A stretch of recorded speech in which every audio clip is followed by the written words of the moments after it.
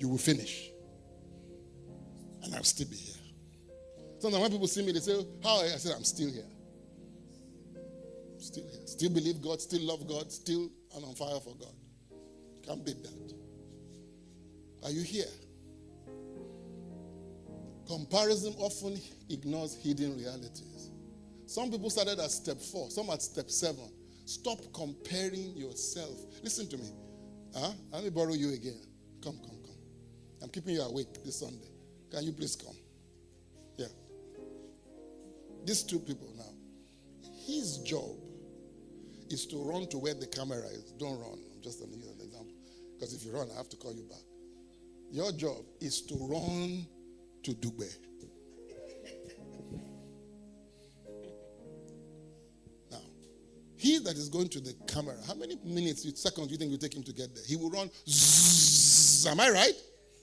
And when you now see him, who's heading to Dugbe, going like that, and this one has overtaken him, what are you going to say?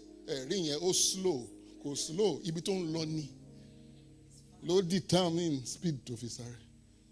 If you don't know where you are going, and you still comparing somebody, he has 3 houses, he has a wife, he has 6, you are a fool. You don't know his race. And you are comparing. Thank you. I was listening to somebody this weekend. I think it was my sister. She said, one lady, she is so successful that she's the pride of her husband. But they had a problem and they separated. Guess what happened? They said every woman that he has had a relationship, he treats them like a house help. So she said, how would you treat them like that? The person that was married to a queen is now married to a house help. Sometimes people don't understand that quality. You know what I mean? There's something about quality. You know what I mean? That stands you out. You know what I mean? And whatever happens, the guy has left the woman, but he knows that that was quality. Grateful. He's now grateful for the quality he didn't see. Thanksgiving keeps you humble that such a woman will consider marrying me. Have you ever seen Barack Obama introduce himself? He says, many of you don't know me. I am Barack Obama, Michelle's husband. What is he doing? He's telling you, well, that's the woman. Meanwhile, he's president. Am I making sense? I don't know if I'm making sense. Because you don't appreciate her, you just take her for granted. And you're not thankful for her. You don't take time to sit down and say, look at the person God. She's not, I have some of the oddest children in the world, and I'm grateful for that. You take them, do you want chocolate? No. Do you want Coke? No. What kind of children? If my father had dared ask me if I wanted chocolate, I would have bought the shop. Because he hardly ever asked me about it. Do you want anything? No. Somebody says, no, yeah, Dad, I'm ready for you. What is the list? This is the list. It has been written and has been. You start thanking God. Or you are going out, you got your wife. What do you want? She doesn't want anything. Some other wife will say, if you don't buy me a car, I won't do that. Excuse me. And she's right to ask. But you're not even grateful for the one that is humble. It doesn't give you wahala. And you go and marry one girlfriend that will now show you what wahala is. He only dropped 100,000 for my hair. You see, my wife has never collected money for hair from me. Did you get where I'm going with all this? You see what happens when you are not grateful? You don't even see what is in front of you. Comparison ignores hidden realities. A thankful heart can admire another person's progress without despising its own progress.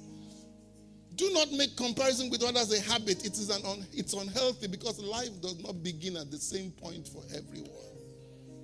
Do not compare your beginning to another person's edited outcome. Compare today's obedience with yesterday's excuses. Did you see why thankfulness is not so? It's not. I'm asking you to connect to something greater than just singing Thanksgiving songs. I'm asking you to change your attitude. I'm asking you to be open. Your husband, you heard the guy who has smelly socks. I've told you a story before. Every time he comes home, he will always forget. He will throw his socks away. The place will be smelly. She came home. She will fight him.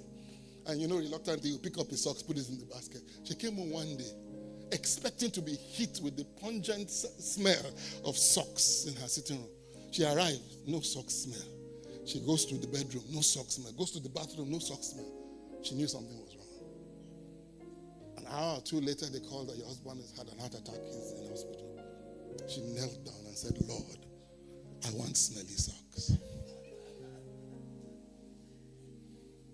What was not a big deal. Hagin said one time his wife was grumbling. He's always going on crusade. He's always doing that. So one day she's ironing and she says, he's grumbling. The Lord said, I can take him somewhere where you won't see him anymore. She said, no, let him go on the crusade. Thankfulness brings you back to reality. It takes all that ego away from you. Am I making sense? Are you here this morning? Rejoice. Look at his instructions are so simple. Rejoice what? Read it now. You don't want to read it evermore. In other words, you don't stop. Pray without ceasing. Then he comes back and says, there's a big difference between rejoicing and... Rejoicing is to bring that joy back again. Bring it back to the surface. Bring it back to... Whatever is stealing your joy, pull it back up again. The Bible says the joy of the Lord is your strength. In everything, do what? Give thanks. For why? He's telling you the will of God. So some of you are asking, what is the will of God for my life? Give thanks. For this is the will of God in Christ Jesus concerning you. I want to finish. What teacher, school, nation, family, church, season, or assignment have you despised? What opportunity may be hidden inside about what you're complaining about? Some of you don't understand that the things you complain the greatest about are your biggest business opportunities. I'm telling you. Maybe that's why God created you, to solve it.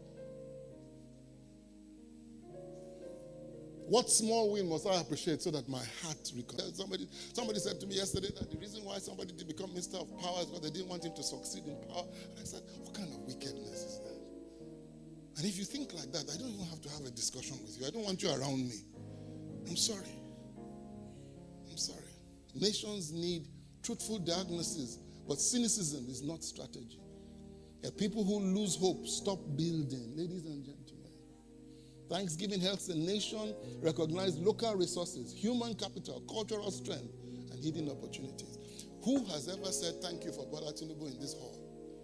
I have. Who has? With all the bad things you may think he has done, he's done some good. Have you ever said thank you? Look, that's too far. Bola Tinubu is far. What about back in the day? You said thank you for him, I mean. Okay. Well, because he tarred the road in front of your house? That's the only reason why anybody here is going to thank him. Okay, let's get home a little bit. How many of you have thanked your father? Mm-hmm. Your father, your father. Whether he's alive or dead. How many of you have ever thanked your mother? Okay, how many have thanked your wife? Once in a year, Christmas. Or thanked your husband. There are some thank yous that you say once that can last 5 years. I'm telling you.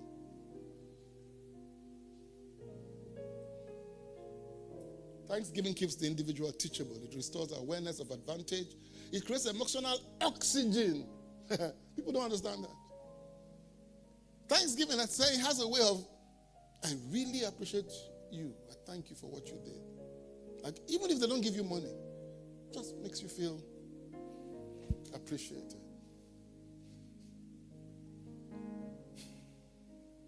Are you here? From Thanksgiving to value creation. This video I can't play today because it's about 13 minutes long. But I want to play the beginning.